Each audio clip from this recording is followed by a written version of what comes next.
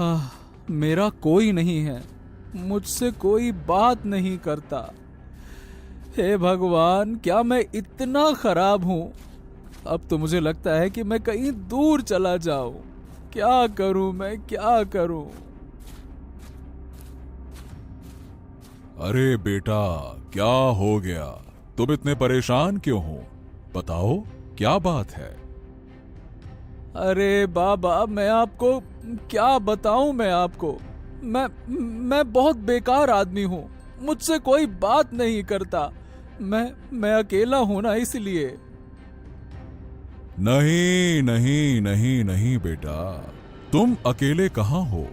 मैं हूं ना तुम्हारे साथ। क्या परेशानी है तुमको? मुझे बताओ, मैं तुम्हारी सारी परेशानियों का हल जरूर दूंगा। बताओ। बाबा, बाबा, मेरा कोई अच्छा दोस्त नहीं है। सारे लोग मुझसे नफरत करते हैं। वो मेरे माता पिता नहीं है ना, इसीलिए सब लोग मुझसे नफरत करते हैं। कोई मुझे पसंद नहीं करता। हाँ। ओ अच्छा, ये बात है। चलो ठीक है, मैं तुमको एक दोस्त देता हूं। क्या तुम उससे दोस्ती करोगे? हाँ, हाँ, हाँ बाबा, हाँ, मैं जरूर उससे दोस्ती करूंगा। चलो ठीक है, तुम जैसे ही इस रास्ते से होते हुए आगे जाओगे, तुम्हारा वो दोस्त वहां इंतजार कर रहा होगा। जाओ। हाँ, अच्छा, ठीक है बाबा, मैं अभी जाता हूँ। ठीक है। माधव अपने उस अनजान दोस्त को ढूंढते हुए आगे आता है, जैसे कि उस साधु ने बोला था। तभी माधव को एक कुत्ता दिखता है। अरे, यहाँ तो कोई नहीं है, लेकिन बाबा ने बोला था कि यहाँ मुझे एक दोस्त मिलेगा। अरे, तुम किसे ढूंढ रहे हो? अरे, ये कौन बोला? यहाँ तो कोई नहीं है। ये कौन बोला? किसकी आवाज है ये? अरे, मैं बोल रहा हूँ मेरे दोस्त, इधर तो देखो।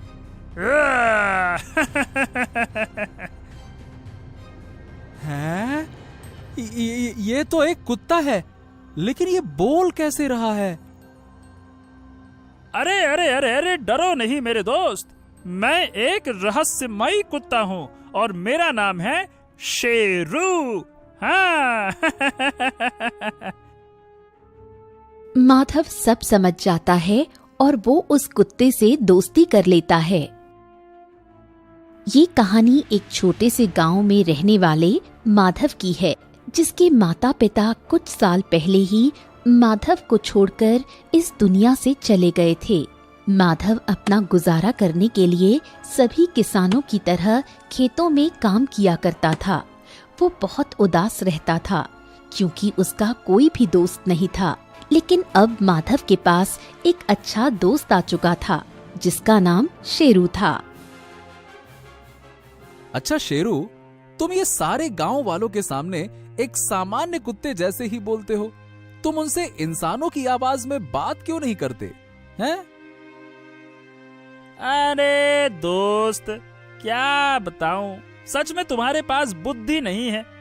अगर तुम्हारे गांव वालों को पता चल गया कि मैं एक बोलने वाला कुत्ता हूं ना, तो वो मुझे मार मार के मेरा भुर्ता बना देंगे, समझ लो। हाँ। अरे हाँ शेरू, ये तुमने बिल्कुल सही कहा। ये तो मैंने सोचा ही नहीं। अच्छा अच्छा अच्छा अच्छा, इसीलिए मैंने आज तक किसी को नहीं बताया कि तुम बोलते भी हो। हाँ। माधव रोज शेरू से कुछ बातें करता और फिर अपने खेतों में काम करने चला जाता था और शेरू माधव के घर का ध्यान रखता था। वहीं दूसरी तरफ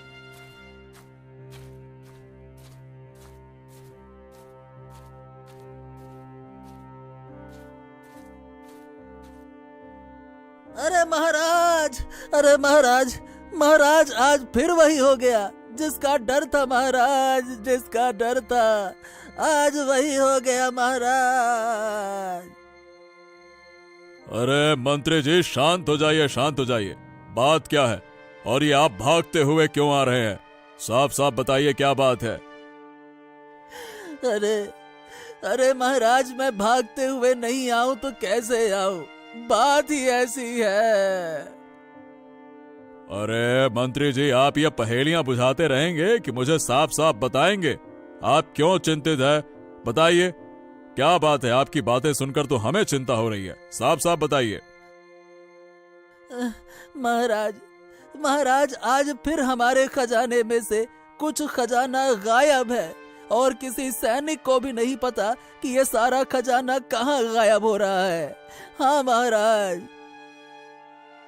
हाँ, क्या बात कर रहे हो? क्या आज फिर किसी ने हमारे खजाने को चुरा लिया? हो मंत्री जी, अब यह समस्या बहुत बड़ी होती जा रही है। हमें इसका समाधान जल्द से जल्द निकालना होगा। हाँ। महाराज, मैं तो बोल रहा था कि आप ये खजाने वाले घर की चाबी ये अपने पास रख लीजिए। अब तो मुझे डर लग रहा है कि कोई मुझसे ये चाबी भी न चुरा ले। फिर आप मुझे बोलेंगे कि सब मेरी वजह से हो रहा है, ये है वो है। अरे बस बस बस बस बस मंत्री जी, हमें तुम पर पूरा विश्वास है। तुम इस चाबी की सुरक्षा जरूर करोगे। चाबी अपने पास ही रखो। राजा अपने मंत्री पर पूरा भरोसा करते थे, इसलिए खजाने की चाबी मंत्री को दे दी थी। लेकिन यहाँ मामला उल्टा ही था।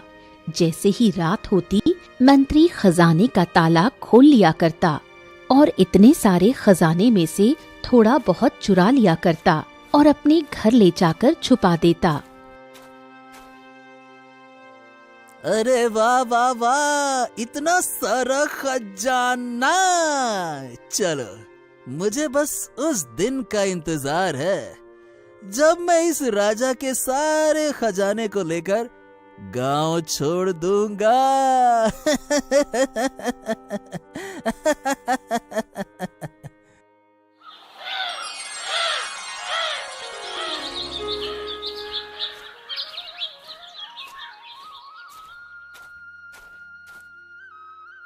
अरे माधव, अरे ओ माधव, जरा बाहर तो आओ यार। क्या दिन भर ये कुत्ते के साथ पड़े रहते हो? चलो चलो चलो, जल्दी फसल काटने का समय हो गया है। अरे ओ माधव!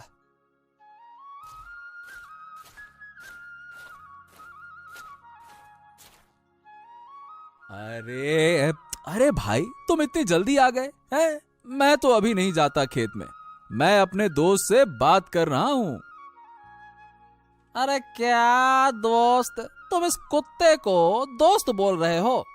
हाँ, अरे ये कुत्ता ऐसे ही घूमते रहते हैं यहाँ वहाँ। गांव में देखो तो सही। क्या तुम भी इसे अपने घर में पाल के बैठे हो? कोई कुत्ता पालता है क्या? बड़े आए। अरे भाई भाई, ए, तुम जरा इसके बारे में ठीक से बोला करो। और हाँ, इसका नाम शेरू है, तो अब से इसके नाम से ही बोलना है इसे। कुत्ता वुत्ता नहीं, सीधा शेरू बोलने का इसको। क्या? शेरू। अब हाँ हाँ हाँ हाँ भाई, शेरू बोलूंगा, इसे कुत्ता नहीं बोलूंगा। इतना गुस्सा क्यों हो रहे हो? मतलब मैंने तो ऐसे ही बोल दिया था।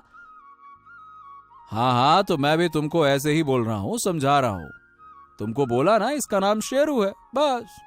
चलो जाओ, तुम अब जाओ अपने खेत में कटाई निदाई गुड़ाई जो करना है वो करो, लेकिन इसे शेरू बुलाना अगली बार से, समझ गए? अभी मैं फिलहाल तुमसे बात नहीं करना चाहता, जाओ।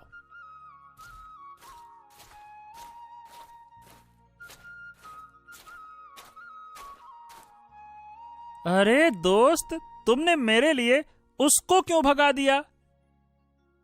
अरे शेरू, कैसे नहीं भगाता?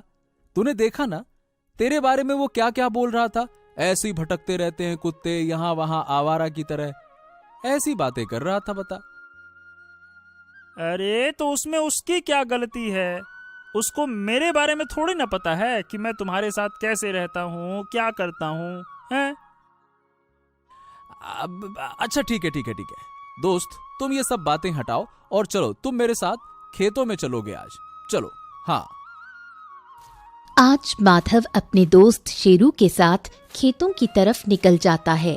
खेतों में जाने के बाद माधव अपने काम में लग जाता है और शेरू भी उसके काम में उसका हाथ बटाता है।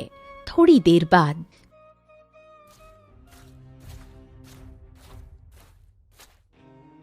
महाराज, महाराज, अरे महाराज, मैं क्या बोलूं? मतलब अब तो मुझे आपके सामने आने में भी शर्म आ रही है महाराज। क्या कहूं मैं? अरे मंत्री जी, क्या हो गया? आप फिर से लगता है कि कुछ चिंताजनक खबर लेकर आए हैं। देखिए, पहेलियां मत बुझाइए, जो कहना है साफ साफ कहिए, सीधी बात है। हाँ हाँ हाँ महाराज, आप सही समझे। आज फिर से हमारे खजाने में से कुछ खजाना किसी ने चोरी कर लिया महाराज। क्या? अरे ये क्या कह रहे हैं आप मंत्री जी? लेकिन ऐसा कैसे हो सकता है? खजाने के दरबार की चाबी तो तुम्हारे पास थी ना, तो भला कोई कैसे खजाने को हाथ भी लगा सकता है? आखिरकार ये चल क्या रहा है? यही तो मुझे भी नहीं पता महाराज। मैं तो इसीलिए आपको बोला था, मैंने आपको, कि खजाने वाले दरबार की चाबी मैं अपने पास नहीं रखूंगा। अब देखिए ना, सारे लोग मेरे ऊपर ही शक कर रहे हैं।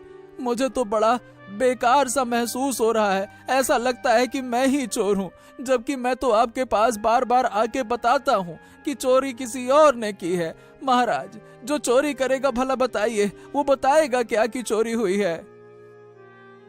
अरे नहीं नहीं नहीं मंत्री जी, आप शांत हो जाइए। आपके ऊपर कोई शक नहीं कर सकता। मुझे तुम्हारे ऊपर पूरा भरोसा है, इसीलिए तो मैंने आपको ही खजाने वाले घर की चाबी दी हुई है। लेकिन हमें इस चोर को जल्द से जल्द पकड़ना होगा। हाँ महाराज, आप सही बोल रहे हैं। लेकिन महाराज, वो क्या है ना कि आज मेरी तबीयत थोड़ा खराब लग रही है, इसीलिए मैं घर जाकर थोड़ी आराम करना चाहता हूँ। आपकी इजाजत हो तो मैं जाऊं? हाँ हाँ, ठीक है ठीक है ठीक है मंत्री, तुम जा सकते हो। तब तक हम सोचते हैं कि उस चोर को पकड़ा कैसे जाए। मंत्री राजा से इजाजत लेकर वहां से चला जाता है। जैसे ही मंत्री जाता है, राजा को ये पता चल जाता है कि इस दरबार के अंदर से ही कोई है जो खजाने की चोरी कर रहा है। तभी राजा ने अपने एक सिपाही से पूरे गांव में एक घोषणा करवाने की सोची।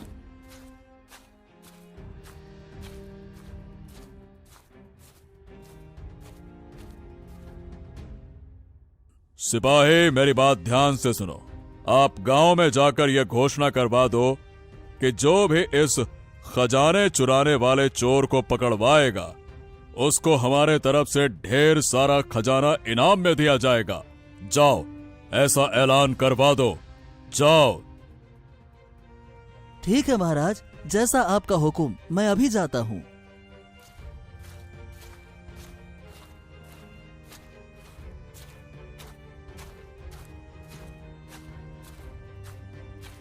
सिपाही जल्दी ही गांव में जाता है। जैसे ही वो गांव की तरफ जाता है, उसको रास्ते में ही माधव और उसका दोस्त शेरू मिल जाते हैं। अरे अरे अरे अरे अरे सिपाही जी, आज आप गांव में? मंत्री जी ना दिख रहे, वो कहाँ हैं? अरे क्या बताऊं तुमको माधव, वो कुछ दिन से मंत्री जी का व्यवहार कुछ ठीक ना लग रहा। इसीलिए महाराज ने मुझे बोला है कि गांव में जाके घोषणा कर दो। बस आ गया। घोषणा? कैसी घोषणा सिपाही जी? अब क्या नया आदेश है महाराज का? अरे माधव, हमारे दरबार के बाहर वाला जो खजाने का घर है ना, उसमें रोज कोई आकर थोड़ा सा खजाना चुरा लेता है। इसीलिए महाराज ने एक घोषणा करवाने के लिए बोला है कि जो कोई भी उस चोर को पकड़वा देगा, महाराज उसको ढेर सारा इनाम देंगे। हाँ। अच्छा, ऐसी बात है। वाह वाह वाह वाह वाह। ठीक है सिपाही जी, अगर मुझे वो चोर मिलता है तो मैं राजा जी को जरूर बताऊंगा। ये तो अच्छा मौका है इनाम जीतने का। हाँ। राजा का सिपाही ये बोलकर वहां से चला जाता है। तभी माधव और शेरू अपने घर आ जाते हैं। शेरू माधव से बोलता है, अरे दोस्त, मुझे एक सुझाव आया है। क्यों ना हम वो चोर को पकड़वा देते हैं जो राजा जी के खजाना चुराने में लगा हुआ है। क्या कहते हो? कहते तो तुम सही हो दोस्त, लेकिन हम उसको पकड़ेंगे कैसे? हमें तो चोर के बारे में कुछ पता भी नहीं है। अरे दोस्त, तुम हो बहुत ही भोले। देखो, हम लोग चलते हैं राजा जी के पास। राजा जी हमें कुछ न कुछ उस चोर के बारे में जरूर बता ही देंगे। फिर देखो, मैं भी तो अपना कुछ कमाल दिखाऊंगा ना। हाँ। अच्छा। अगर ऐसी बात है तो ठीक है दोस्त, चलो। मुझे भी वो इनाम जीतने का बहुत मन कर रहा है। चलो चलो चलो चलो।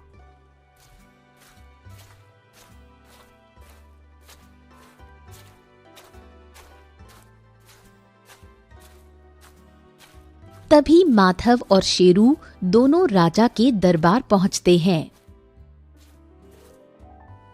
महाराज की जय हो, महाराज की जय हो। आओ आओ आओ माधव, और बताओ यहाँ कैसे आना हुआ? अरे महाराज जी, मुझे पता चला है कि आपके यहाँ से खजाना चोरी हो रहा है। हाँ हाँ हाँ, ये तुम्हें सच मालूम पड़ा है। अब बताओ माधव, हम क्या करें? हमें तो कुछ समझ ही नहीं आ रहा है कि आखिरकार ये अदृश्य चोर कौन है जो बंद कमरे में से सामान चोरी करके ले जाता है। हमें तो कुछ समझ नहीं आ रहा। महाराज, हम आपकी मदद कर सकते हैं अगर आप मुझे सारी बात बताएं तो। लेकिन माधव, तुम कैसे उस चोर को पकड़ोगे, बताओ? अरे महाराज, आप उसकी चिंता ना करें। मेरा ये दोस्त शेरू है ना, ये पता लगाएगा। हाँ। अच्छा, ऐसी बात है। तो देखो माधव, वो क्या है ना कि कुछ दिन से राजा माधव को सारी बात बताता है। वो ये भी बताता है कि खजाने की चाबी उसके मंत्री के पास रहती है, लेकिन मंत्री कहता है कि उसको चोरी के बारे में कुछ नहीं पता। राजा की ये सारी बातें सुनकर माधव और शेरू वहां से चले जाते हैं। थोड़ी देर बाद जब वो दोनों घर पहुंचते हैं तब, अरे शेरू, हम राजा जी से ये तो बोल के आ गए कि हम उस चोर को पकड़वा देंगे, लेकिन सवाल ये है भाई कि हम ये काम करेंगे कैसे? हैं? अरे दोस्त, याद है तुम्हें राजा जी ने क्या बोला था? खजाने की चाबी मंत्री जी के पास ही रहती है, और वो अभी कुछ दिनों से राज दरबार में भी नहीं आ रहे हैं। अरे शेरू, मंत्री जी महाराज के खास मंत्री हैं, इसीलिए राजा जी को मंत्री जी पर कभी शक नहीं होगा। यही कारण है जो राजा जी ने उन्हें अभी तक खजाने के घर की चाबी दे रखी है। हाँ। अरे पर दोस्त, राजा जी उस पर शक नहीं कर सकते, लेकिन हम तो कर सकते हैं ना। अब तुम देखो मैं कैसे उस चोर को पकड़वाता हूं। देखो दोस्त, मैं ना रात को उस मंत्री के घर में छिप कर जाऊंगा, और अगर मंत्री घर पे नहीं हुआ तो हमें समझ जाना चाहिए कि मंत्री ही खजाने की चोरी करता है। रात हो चुकी थी, सारे गांव वाले सो चुके थे। तभी शेरू अकेले ही मंत्री के घर की तरफ चला जाता है। जैसे ही शेरू मंत्री के घर के पास पहुंचा, उसी समय मंत्री बहुत सारा खजाना चुराकर अपने घर के अंदर ले जा रहा होता है। तभी शेरू मंत्री को देख लेता है। अरे ये क्या, मेरा शक सही निकला। ये तो मंत्री ही है जो रात को खजाने की चोरी करता है। और ये देखो, इसने चोरी करके इतना सारा खजाना अपने घर के अंदर छुपा रखा है। मुझे बहुत गुस्सा आ रहा है इस पर। जैसे ही शेरू को मंत्री के सच के बारे में पता चलता है, वो जल्दी से जाकर माधव को बताता है मंत्री का पूरा सच। थोड़े समय बाद सुबह होती है और माधव निकल जाता है शेरू के साथ राजा को सारी बात बताने। राजा को जैसे ही सारी बात पता चलती है, वो गुस्से में मंत्री के घर पहुंच जाता है। अरे मंत्री जी, जरा बाहर आना। कहाँ हो मंत्री जी? बाहर तो आओ। अरे देखूं जरा तुम्हारी तबीयत ठीक हुई कि नहीं। अरे ये तो महाराज की आवाज लग रही है, लेकिन आज महाराज मेरे घर के पास। अरे हाय हाय हाय हाय, एक मिनट रुको भाई, ये महाराज।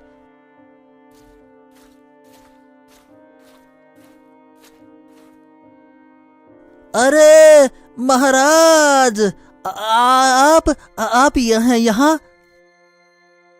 अरे हमें तो आना ही था। अरे तुमने काम ही ऐसा किया है। चलो अब सारा खजाना हमें वापस करो। आप ये क्या बोल रहे हैं महाराज जी?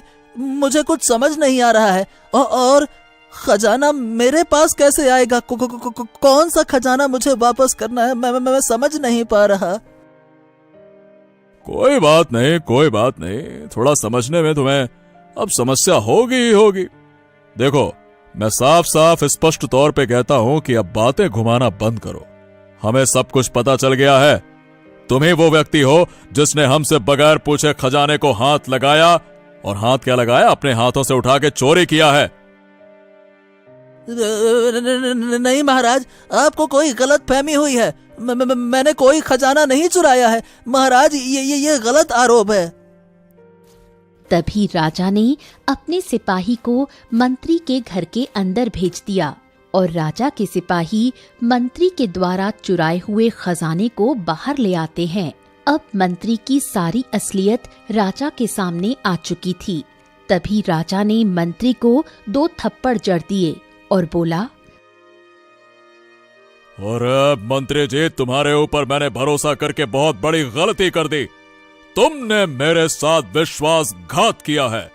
अब तुम्हें कड़ी से कड़ी सजा दी जाएगी। और माधव, तुम्हारा बहुत बहुत धन्यवाद। तुम दोनों ने मिलकर इस मंत्री को पकड़वाया, इसका पर्दाफाश किया। शाबाश।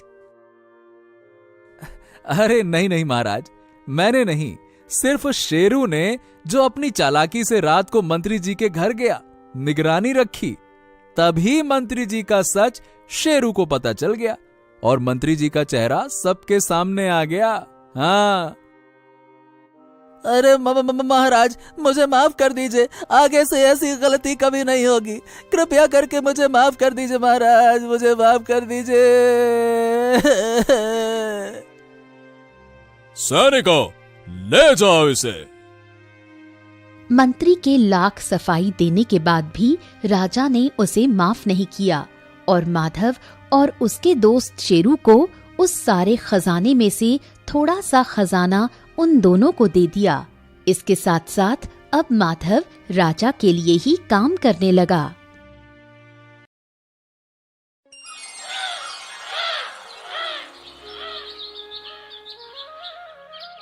मुकेश, इस बार ठंड बहुत ज्यादा पड़ रही है। क्या होगा हमारा? कैसे होगा गुजारा? मैं भला चिंता कैसे ना करूं मुकेश? आप देखो, लकड़ियां भी बहुत कम बची हैं। आज जलाने भर बस। अगर लकड़ियां भी खत्म हो गई तो फिर हमारा क्या होगा? अरे शांति, तू चिंता मत कर, मैं सब कुछ देख लूंगा। लेकिन एक बात तो माननी पड़ेगी, इस साल ठंड बहुत ही ज्यादा है। चलो, मैं काम करता हूँ कि खेत में काम जल्दी कर लेता हूँ रात होने से पहले, है ना? मैं भला चिंता कैसे ना करूं मुकेश? आप देखो, लकड़ियां भी बहुत कम बची हैं। आज जलाने भर बस। अगर लकड़ियां भी खत्म हो गई तो फिर हमारा क्या होगा? हाँ, ये बात तो सही कही तुमने शांति कि अगर हमारे पास थोड़ा पैसे ज्यादा होते तो हम लकड़ियां खरीद लेते। और अब इस कड़ाके की ठंड में जंगल जाकर लकड़ियां इकट्ठी करनी होंगी। चलो जाता हूं, अब क्या करें। इतना बोलकर मुकेश इस खतरनाक ठंड में घर से बाहर निकल जाता है। ठंड इतनी तेज पड़ रही होती है कि गांव के सारे लोग अपने अपने घर में होते हैं। ठंड के कारण धूप भी नहीं निकली थी। कैसे भी करके मुकेश अपने खेत के पास पहुंचता है।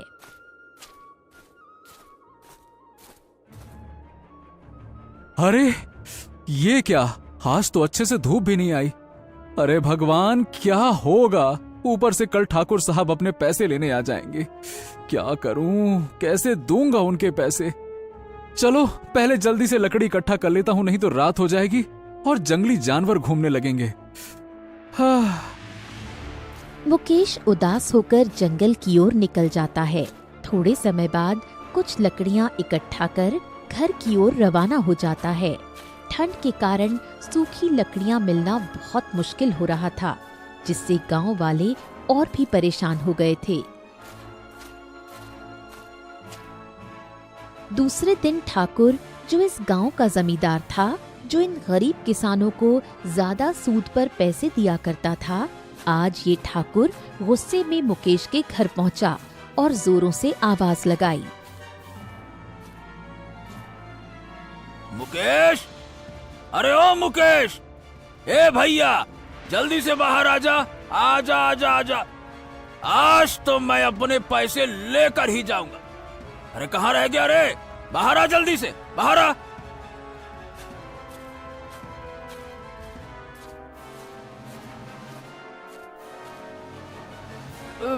अरे ठाकुर साहब, आप यहाँ और इतने गुस्से में लग रहे हैं आप। क्या बात है? क्या बात है? अरे गुस्सा तो होऊंगा ना, मेरे पैसे जो तुमने अभी तक नहीं दिए। बात करता है क्या बात है? चल ठीक है, ला जल्दी से मेरे पैसे वापस कर। 2 महीने बीत गए, तूने बोला था कि 1 महीने में वापस कर देंगे। अब निकाल भैया जल्दी से पैसे निकाल। ठाकुर साहब, अभी तो मेरे पास पैसे नहीं हैं। मैं कहाँ से पैसे दूं? कृपया करके एक बार, बस एक बार, 1 हफ्ते का समय और दे दीजिए। 1 सप्ताह के बाद मैं आपके पैसे लौटा दूंगा। इस बार मैं वादा करता हूँ, बिल्कुल देर नहीं करूंगा, लौटा दूंगा। हाँ। ठाकुर मानने वालों में से कहा था, लेकिन मुकेश का मासूम चेहरा देखकर ठाकुर 1 हफ्ते का समय देने के लिए मान गया। ठीक है ठीक है, अब इतनी विनती कर रहा है तो एक आखिरी मौका दे देता हूँ।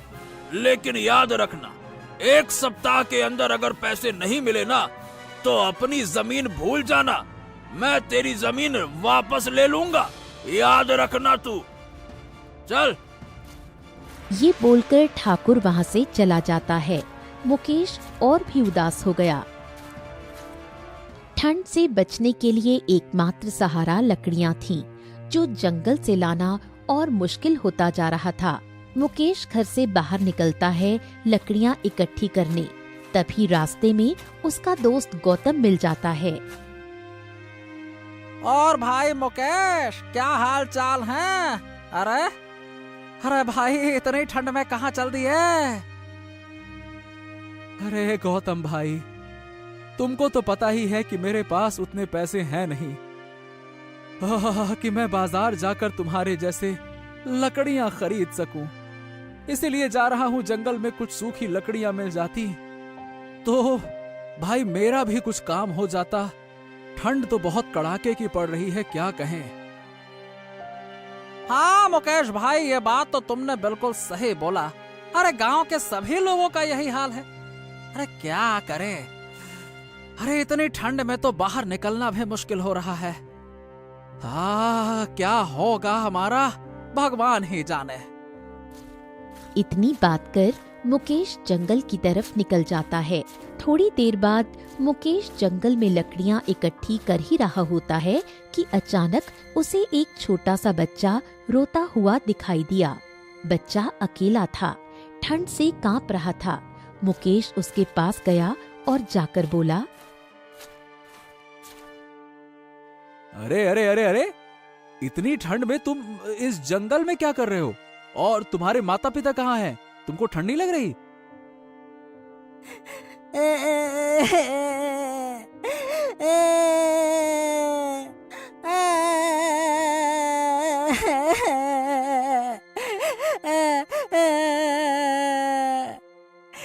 अरे अंकल, मैं अनाथ हूँ और 2 दिन से इस जंगल में भटक गया हूँ।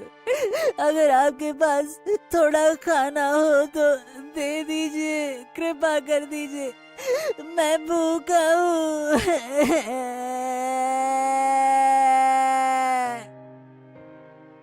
मुकेश अपने मन में सोचने लगा कि इस बच्चे को इस भयानक ठंड में नहीं छोड़ सकते, इसलिए मुकेश ने इस बच्चे को अपने घर ले जाना सही समझा। वो बेटा, तुम चलो मेरे साथ, तुम मेरे घर में रहना आज से, ठीक है? चलो चलो चलो चलो, बहुत ठंड है, आज से तुम वहीं रहना। अरे चलो जल्दी से। ठीक है अंकल, चलिए मैं चलता हूँ आपके साथ।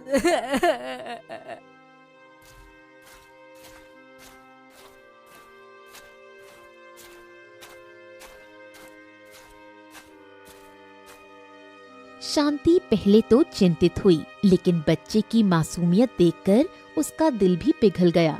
उन्होंने बच्चे को अपना ही समझ लिया और उसका नाम रखा शक्ति। शक्ति बहुत ही समझदार बच्चा था। वो घर के कामों में भी मदद करता था और खेत पर भी मुकेश का हाथ बटाता था। कुछ दिन बीतने के बाद, अजी सुनिए, हम लोगों ने शक्ति को अपने साथ तो रख लिया, लेकिन अभी हमारे पास उतने पैसे नहीं हैं कि हम लोग उसकी सारी जरूरतें पूरी कर सके। हाँ शांति, ये बात तो तुम सही बोल रही हो, लेकिन पता है ये बच्चा ना बहुत तेज और समझदार है। अरे जब से ये मेरे साथ खेत में काम करने लगा है, बाप रे बाप, मैं तो देखता हूँ ये बहुत मेहनती है और बहुत दिल से काम करता है। हाँ, और भाग्यवान मुझे लगता है कि इस लड़के में कुछ ना कुछ तो खास है। हाँ अंकल, क्या आज हम लोग काम करने नहीं जाएंगे? अरे तुम्हें कितनी बार कहा है, अब से हम तुम्हारे मम्मी और पापा जैसे हैं, तो तुम हमें मम्मी और पापा ही बुलाया करो, समझे? हाँ ठीक है मम्मी, जैसा आप बोलो। अरे बेटा शक्ति, आज तुम्हें कोई काम नहीं करना है। अरे आज ठंड बहुत पड़ रही है, मैं बस लकड़ियां लेकर आता हूँ। तुम दोनों जो लकड़ियां अभी जल रही हैं, उसी के पास बैठो, बढ़िया से आग तापो, है ना? मैं और लकड़ियां लेकर आता हूँ। और फिर हर रोज की तरह मुकेश जंगल में चला जाता है लकड़ियां लाने। अगले दिन 1 हफ्ता पूरा हो गया था और अब ठाकुर मुकेश के घर पहुंच गया अपने पैसे लेने। अरे मुकेश, अरे ओ मुकेश बा, मुकेश, अरे जल्दी से बाहर आ, अरे बाहर आ, मुझे मेरे पैसे वापस कर। कहाँ है मुकेश? बाहर आ।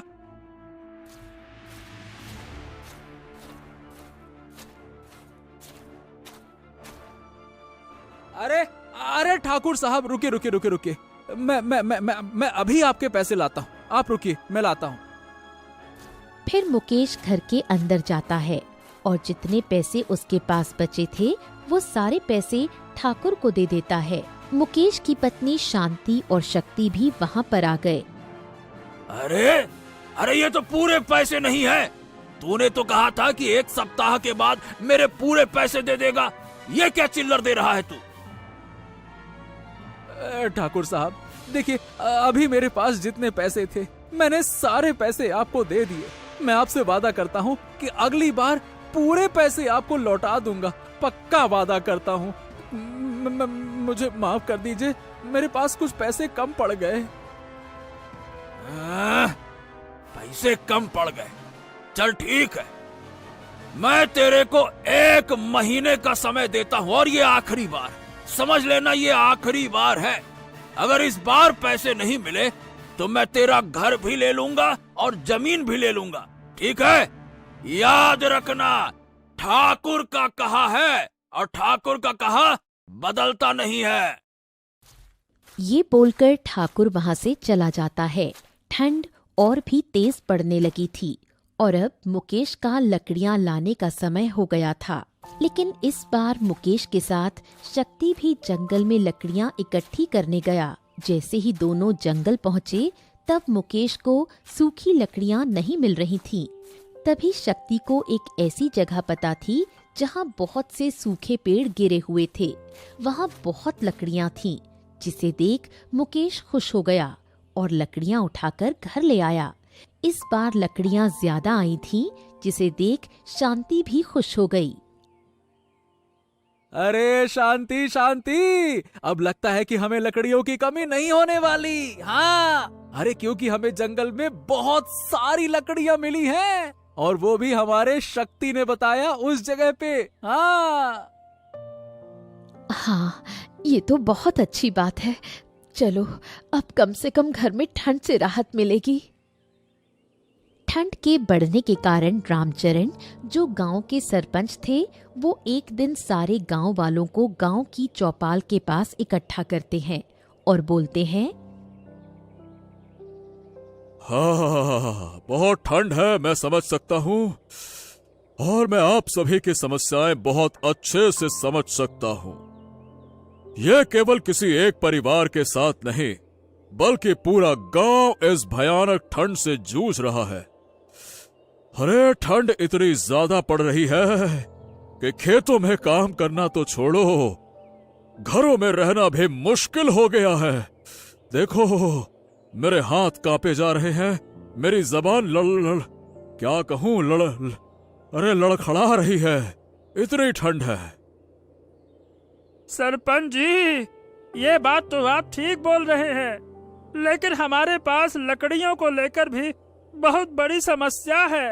हमारे गांव में उतनी लकड़ियां नहीं है कि हम इस ठंड में अपना गुजारा कर पाएं, और दूसरे गांव के लोग बहुत महंगे दामों पर लकड़ियां बेच रहे हैं और हमें मजबूरन उनसे महंगी महंगी लकड़ियां लेनी पड़ती हैं। क्या करें, इस ठंड से बचाव के लिए कुछ न कुछ तो करना पड़ेगा। देखो भाई, मैं इस लकड़ियों के समस्या पर दूसरे गांव के मुखिया से बात कर रहा हूं। जैसे ही कोई समाधान निकलता है, मैं आप लोगों को जल्द ही बताऊंगा। अरे लेकिन सरपंच जी, इसमें तो ज्यादा दिन का समय लगेगा। तब तक इन गरीब किसानों का क्या होगा जिनके पास कुछ ही पैसे बचे हैं लकड़ियां खरीदने के लिए? बताइए भला। देखो, मेरी बात ध्यान से सुनो। इस मुश्किल घड़ी में हम सबको एक दूसरे का साथ देना होगा।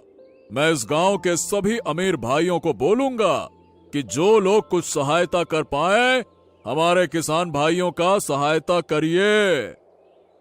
सरपंच की बात सुनकर गांव वालों को थोड़ी राहत मिली, लेकिन अभी भी लकड़ियों की समस्या थी और जोरदार ठंड से लोग अपने अपने घरों में ही रहना पसंद कर रहे थे। लेकिन दूसरी ओर मुकेश और शक्ति जंगल की ओर रवाना हो गए लकड़ियां इकट्ठी करने।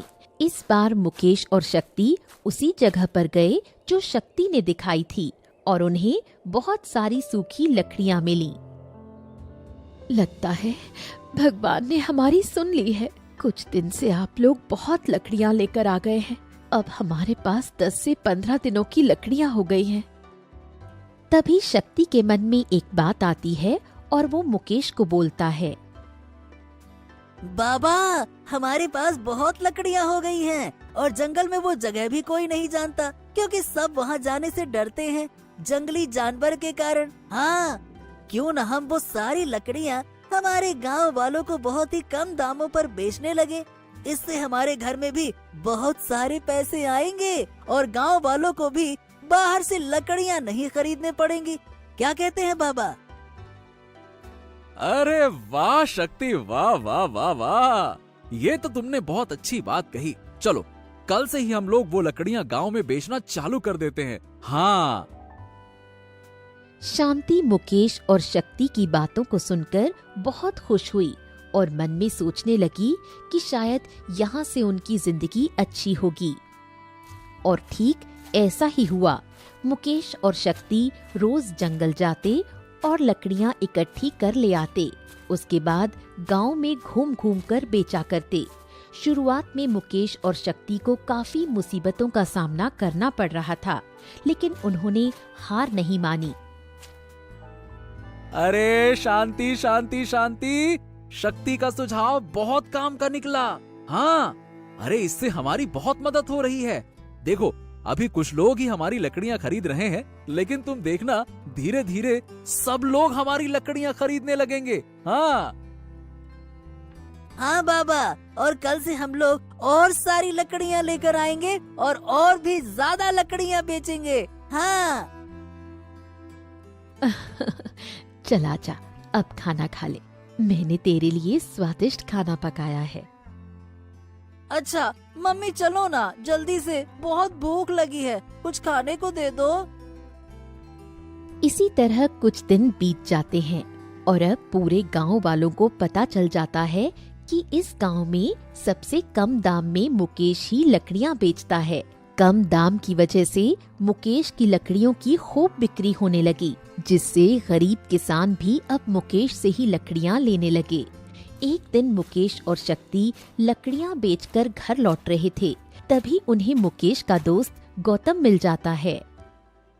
अरे मुकेश भैया, तुम्हारी लकड़ियाँ तो पूरे गांव में बिक रही हैं। यार तुम तो बहुत अच्छे विक्रेता बन गए हो।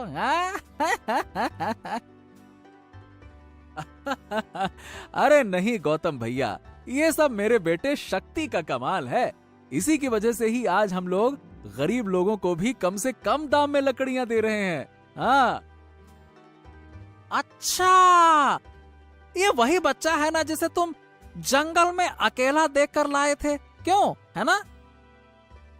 हाँ हाँ हाँ, ये वही है, लेकिन अब से ये हमारे घर का सदस्य है। अरे हमारा बेटा है ये अब तो। हाँ। चलो यार, ये सही हुआ तुम्हारे साथ। भाई भगवान ने भी एक होशियार बच्चे को तुम्हारे घर भेज दिया है। हाँ। मुकेश का दोस्त गौतम शक्ति की बहुत तारीफ करता है और ये भी बोलता है कि अब से वो रोज मुकेश से ही लकड़ियां खरीदा करेगा। दूसरी ओर मुकेश का कारोबार बहुत तेजी से पूरे गांव भर में फैल गया, जिसके कारण मुकेश की आर्थिक स्थिति सुधरने लगी। आज पूरा 1 महीना हो चुका था मुकेश को लकड़ियों का कारोबार संभालते हुए, और अब मुकेश गांव के एक अच्छे किसानों में से एक बन गया था, जिसने इतनी सर्दी में भी अपनी मेहनत और संघर्ष से पूरे गांव भर की लकड़ियों की समस्या को खत्म कर दिया, जिससे उसकी आर्थिक स्थिति में भी सुधार हो गया।